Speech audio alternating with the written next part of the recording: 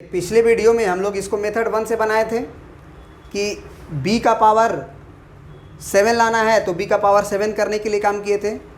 बिना उसके भी हम बना सकते हैं। कैसे? तो अगर हमको क्वेश्चन पढ़िएगा कि find the coefficient of a to the power 5 b to the power 7 in a minus 2b to the power 12, तो हम क्या करते हैं ना कि सबसे पहले इसका जनरल टर्म लिख देते हैं। तो जनरल टर्म तो हम tr+1 लिखते हैं, तो आपका क्या हो जाएगा, ये 12cr हो जाएगा, क्योंकि एक ज़्यादा होता है ना ये, तो ये हो गया 12cr। और जो पहला टर्म होगा उस पर पावर क्या जाएगा, 12 माइनस r, और जो सेकेंड टर्म है वो -2b है, तो -2b पे पावर कितना जाएगा, r जाएगा। अब आप हमें बताएं कि जितने भी कोफिशिएंट है उसको तो पहले आप अलग कर लीजिए। जैसे 12cr है और एक -2 का पावर कितना आएगा, r आएगा, और यहाँ पे आएगा a का पावर 12 माइनस r और b का पावर r आएगा। यहाँ तक समझ में आ रही है बात, है ना? इसको हम -2 का पावर r और b का पावर r करके अलग कर लिए।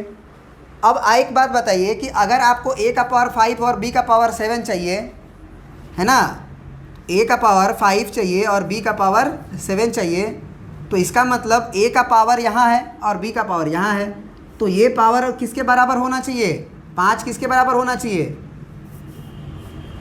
12 माइनस r के बराबर होना चाहिए। कितना, a का जो पावर में लगा हुआ है, और b का पावर 7 है, उधर b का पावर r है, तो r का वैल्यू 7 होना चाहिए। तो r का वैल्यू आप 7 यहाँ पे रख के देखो, ये 5 आ जाएगा कि नहीं आ जाएगा, या यहाँ से भी आप कह सकते हो कि r का वैल्यू आपका 7 ही आएगा। तो इसका मतलब हमको फाइनली पता चल गया कि इसके जनरल टर्म में अगर हम r का वैल्यू 7 रख दें, 7, तो अपने आप ये क्या बन जाएगा, a का पावर 5 और b का पावर 5। तो इसका मतलब आंसर आपका क्या हो जाएगा, कोफिशिएंट क्या हो जाएगा, coefficient of a to the power 5 b to the power 7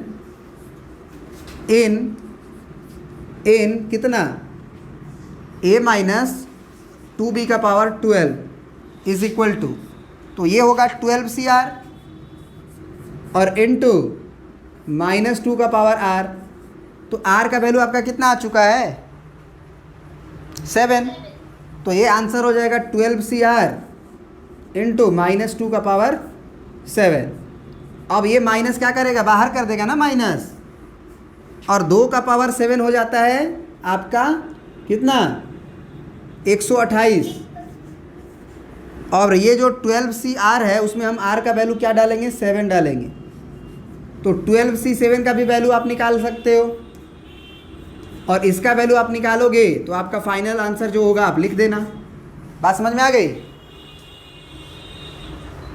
तो ये आपका मेथड 2 है कि सबसे पहले जनरल टर्म लिखते हैं, और जनरल टर्म लिखने के बाद a का पावर और b का पावर को देख लेते हैं कंपेयर करके कि नहीं कैसे होगा। तो a का पावर 5 आएगा, b का पावर 7 आएगा, तो वहाँ से समझ में आ जाता है कि यहाँ a का पावर कितना है, ये है, और यहाँ a का पावर 5 है, तो ये बराबर होना चाहिए।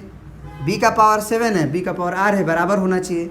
r का वैल्यू जैसे ही निकलता है, तो r का वैल्यू निकलने के बाद ये सारे कोफिशिएंट कहे जाते हैं, तो वो कोफिशिएंट आ जाता है उस r का वैल्यू को डालने से।